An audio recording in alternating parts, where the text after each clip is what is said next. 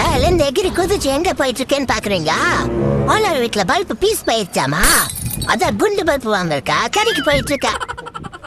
கடைக்கு வந்துட்டோம். அது யாருமே காணோம்.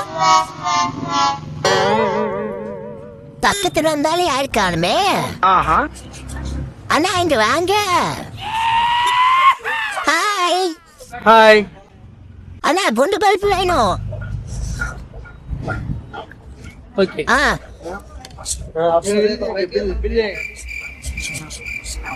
क्या bill white bulb white light hello.